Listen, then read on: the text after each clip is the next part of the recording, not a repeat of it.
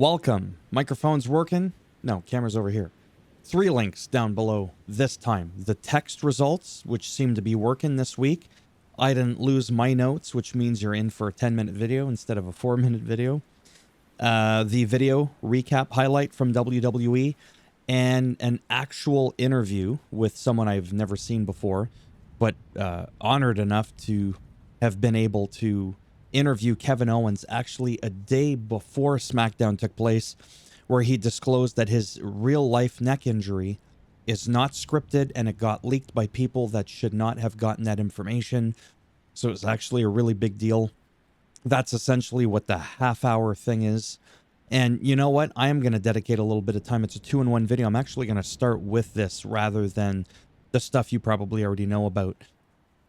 Then again, you probably know about this if you watched the show. Anyways, the point is, it happened in January. All those crazy matches he was doing with all those big bumps, that's actually not what caused it. It's not years and years of accumulation of damage that caused this. It was something that happened in January with moves and stuff he's been doing thousands and thousands of time. So that's why when Randy Orton came out, he just kind of like did nothing, because this is the real deal. Like, it's, you know what I mean? And that's pretty much it. There's really nothing else to say other than the fact that I wish him well. And it's going to roughly take, at a very, very, very minimum, 6 months recovery, average being 9 months for the spinal fusion neck surgery that has been similar to people like Stone Cold Steve Austin, Edge, so on and so forth. It's possible that he's retiring. He doesn't even know. Right now, the shortest time period he could come back is half a year. We're already April, May, June, July, August, September, October. We're like literally looking around Halloween-ish type thing before he can even come back, which is absolutely insane. And it's just very unfortunate, but that's why they say don't try this at home. Second City Saint, voice of the voiceless, CM Punk, Chicago's hometown hero, as it took place in Chicago, Illinois at the Allegiant Stadium. We are now 14 days away from WrestleMania 41. He wasn't supposed to be here. Talked about how at birth he just nearly died, plain and simple. That's pretty dramatic. Same thing happened to me. See, another thing I have in common with him. Same age, same year. We're both Scorpios, both almost died at birth. You know, except for the successful part, I can't relate to that. He earned his way to the main event of 41 rather than, you know, you deserve it. He's like, yeah, I deserve it, but, you know, I worked for it. Thanked the people that congratulated him. Paul Heyman came out, says that Punk is his best friend. Paul thanks Punk for saving the bloodline at War Games. Paul needs another favor. He wants Punk to tell him what that favor is, but Punk wants to wait for Roman to show up. That's the part that I got confused of. Is it that Paul Heyman forgot what the favor was? Honestly, I wonder if that's just what it is, because we end up finding out what it is. It's pretty simple. He just wants Heyman in his corner. So I was going to save that for the end of the video, but why do that? This will save some time. So this is what he went on to talk about. 2 segments. Well, 2 videos for the 1 segment.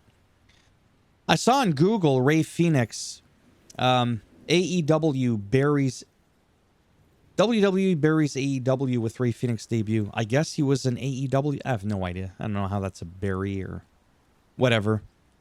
I don't get into that bullshit. Like I said, I appreciate all wrestling. So there it is. If something needs to be made fun of, it doesn't matter the brand or promotion, I'll do it.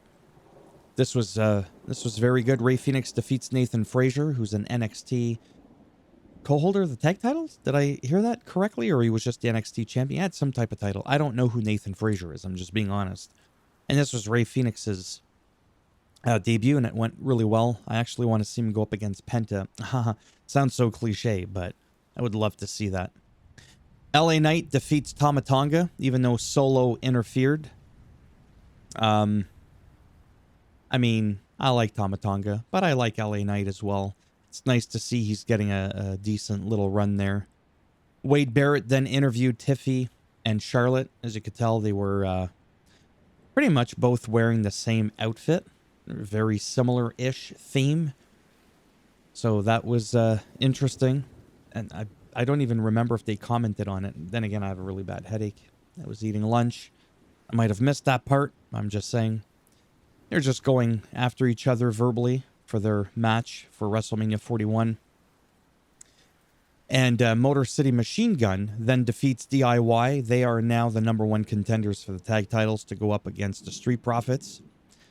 Naomi defeats BFAB, despite Jade Cargill attacking her pre-match, but she also attacked her post-match. And what else happened? Oh yeah, BFAB allegedly is going to be getting a big push this year, which I'm happy to see. Yeah, Jade. Oh, that's what happened. And because of this, Nick Aldis comes out and he's like, you know what? I'm done with this. So these two are hacking it out, whatever it's called, at WrestleMania 41. I like the outfit. Reminds me of like a James Bond kind of thing here. Not her being James Bond. I mean like a character that's been on James Bond. Has that look. Or Storm from some type of Marvel movie. I like it. Nick Aldis comes out to introduce Kevin Owens. I'm not going to bore you to death, but there's a whole speech. Like, this is like some real shit here. Yeah, it's just absolutely wild. Yeah, Orton RKO's Nick Aldis because he tells Randy Orton he doesn't have a match, at least for now, at WrestleMania 41. I'm sure they're going to find somebody else. That's it. Because I've already talked about it in the beginning. And Jacob Fatu defeats Braun Strowman in a last man standing for the #1 contender for the U.S. title. This is a wild match.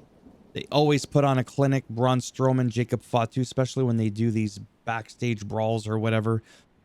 Braun Strowman's in, like when he was with Bronson Reed, just like really wild moments. He's really able to do that.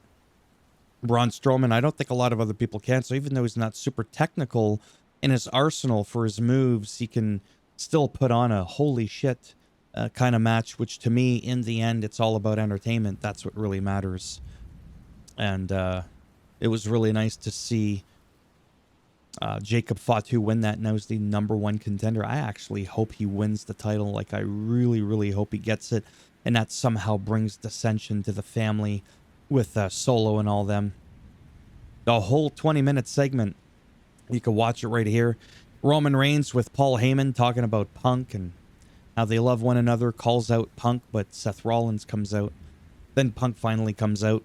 The favor for Paul Heyman, again, like I said, it's that he wants Paul in his corner, but Roman Reigns wanted him to tell Punk. Wanted him to say to Punk, no, not happening. I was like, that's the favor? I thought it was going to be something bigger than that. Which I suppose in some ways it's a big deal. And then Punk attacked Reigns as it looked like he was going to rough up Heyman. And that's pretty much it. 8 minutes. I had a good time. Thumbs up if you liked the video. It does greatly help support the channel with the algorithm and trying to make me more relevant in the search results when people are looking shit up on the internet. Thumbs down if you didn't like it. You know it's coming. Bend it in half. We twist it. And there it is. There's that Solo Sikoan thumb right there. Solo Sikoa, he's Samoan, so Sikoan Spike. Where the sun don't shine. And if you want to subscribe, naturally, that'd be great. But if not, thanks for stopping by anyways. Take care, and if I'm lucky, maybe I'll see some of you in the next video. Bye for now.